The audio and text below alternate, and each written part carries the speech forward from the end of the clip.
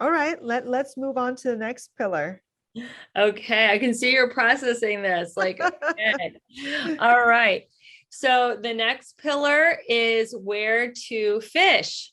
So I like to use the analogy of dating is like fishing. If you are going to the same bar over and over and over again, and you're not meeting any guys at the bar, then you're fishing in the wrong pond. Or maybe you're going to the same dating website over and over and over again, and you're swiping, swiping, swiping, and you don't like anybody. Well, you're in the wrong pond. So I am saying decide, be very active about this is where I want to fish. This is where I want to attract my soulmate. So you could have a dating site, you could have a matchmaker. I like to teach women to, or men, if they're the feminine, to present.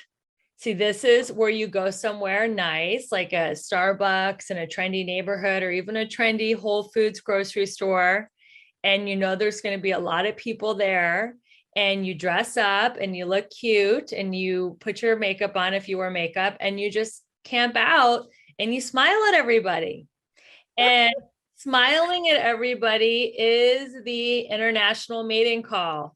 If you smile at someone and you hold, if you're laughing, you hold eye contact for 5 seconds, which is really hard to do, to hold eye contact for 5 seconds with a total stranger, that is come hither. That's going to pull people into you.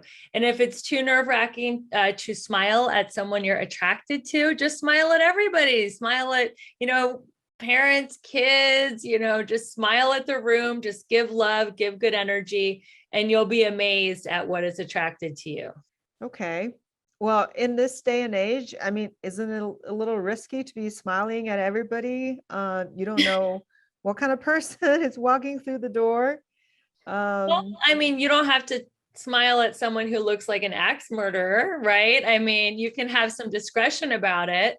But if you're just in general smiling and giving loving energy just to the room, to the coffee shop, or to the Whole Foods, you don't have to like smile at someone who looks totally scary. You can turn it off and like look at your phone. But if you go to these places and you just look up, like my mom was visiting me. I live in LA like you. She's from Ohio. She was like 75 when she visited me, and she gets tired because she has a really bad back.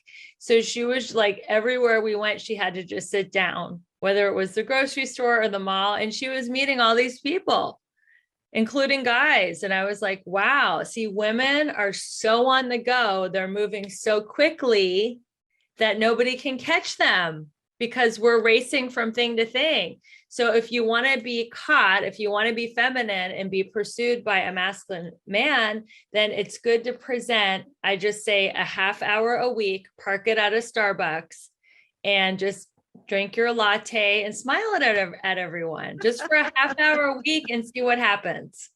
that's interesting.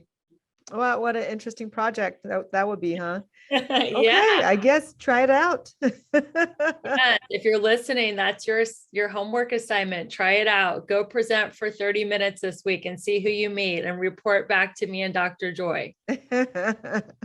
What about what people think these days? Because so many people are relying on online dating. I guess it just has become, this major force, a major place where people meet, to the point where people don't even care to meet each other on the street in Starbucks or in bars, that they can just open an app and then find, lots of people.